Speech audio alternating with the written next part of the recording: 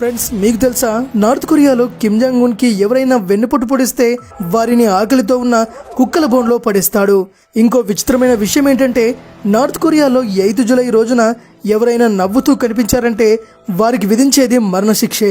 North Korea ప్రజలు Hollywood లేదా పక్క దేశాల సినిమాలు చూస్తుండగా దొరికిపోయారే అనుకోండి, 6 షూటర్లు కలిసి అతనిపై బుల్లెట్ల వర్షం కురిపిస్తారు. ఫ్రెండ్స్, ఈ వీడియోలో నేను మీకు నార్త్ కొరియాలో విధించే అతి భయంకరమైన శిక్షల గురించి చెప్పబోతున్నాను. సో వీడియోకి లైక్ కొట్టి చివరి వరకు చూడండి. Death by anti aircraft gun. Friends, 2015లో కిమ్ జాంగ్ ఉన్ నార్త్ కొరియాలో ప్రెస్ కాన్ఫరెన్స్ లో స్పీచ్ ఇస్తున్నారు. స్పీచ్ జరుగుతుండగా ఫౌజీ జర్నల్ నిద్రపోతున్నాడు. కిమ్ మామ ఇది చూసి కోపంతో ఊగిపోయాడు. ఆ జర్నల్ ను యాంటీ ఎయిర్ క్రాఫ్ట్ గన్ తో చంపమని ఆదేశించాడు.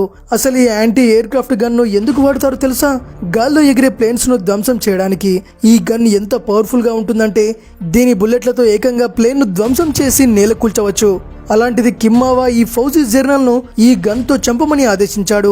ఎందుకంటే నార్త్ కొరియా పబ్లికే కాదు, ఆ దేశ అధికారులకు కూడా తానంటే భయం ఉండాలని. కిమ్ జాంగ్ ఉన్ కి ఎదురు చెప్పడానికి ఎవ్వరికీ ధైర్యం ఉండకూడదు. అలా ఉంటాయి అతను విధించే శిక్షలు. అంతేకాదు 2016లో నార్త్ కొరియాకు చెందిన అగ్రికల్చర్ మినిస్టర్ హవాంగ్ మిన్, ఎడ్యుకేషనల్ మినిస్టర్ రియాంగ్ జెన్ వీరిని కూడా ఈ గన్తోనే చంపమని ఆదేశించాడు. వీరిద్దరు చేసిన తప్పేంటంటే అవినీతి చేశారు. తమ దేశానికి ద్రోహం చేయడమే కాదు, కిమ్మావకి కూడా నమ్మక ద్రోహం చేశాడు. ప్లేన్ ని ముక్కలు ముక్కలు చేసే ఈ గన్ తో మనుషులను చంపి వారి బాడీని కూడా తునకలయ్యేలా చేశాడు. ఇది నిజంగా ఒక భయంకరమైన పీడకల లాంటిది. Number 2, dog punishment. Friends, April 2019లో North Korea leader Kim Jong Un తన అధికారులతో కలిసి అమెరికా ప్రెసిడెంట్ డొనాల్డ్ ట్రంప్ ని కలవడానికి వెళ్ళాడు.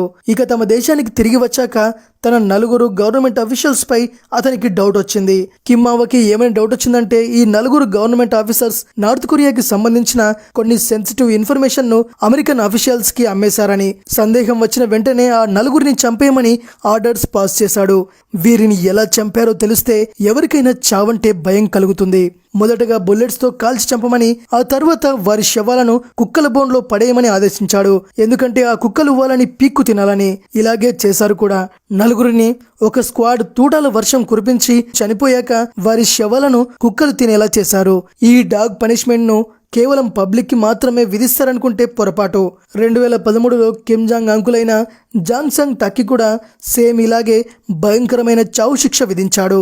మొదటగా షూట్ చేసి ఆ తరువాత బాడీని కుక్కల బోన్లో పడేశాడు. కిమ్ జాంగ్ అంకుల్ పై దేశద్రోహి అనే ఆరోపణ ఉంది. ఎందుకంటే కిమ్ జాంగ్ ఉన్ కి తన అంకుల్ నమ్మకస్తుడిలా కనిపించలేదు. ఈ ఆరోపణతో తన అంకుల్ కి కూడా మరణశిక్ష విధించడానికి వెనకాడలేదు.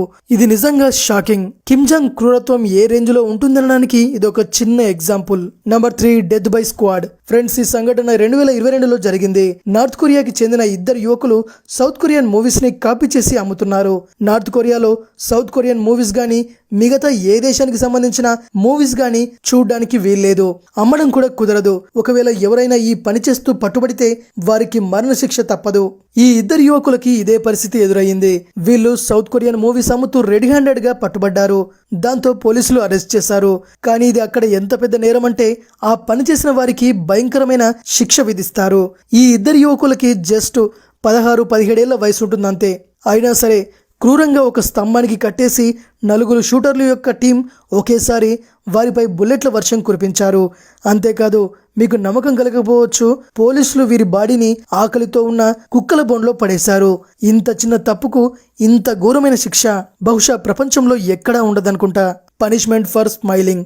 నవ్వనేది మనిషికి స్ట్రెస్ నుండి దూరం చేస్తుంది. నవ్వడం ఆరోగ్యానికి మంచిది. కానీ నార్త్ కొరియా ప్రజలు నవ్వడం కూడా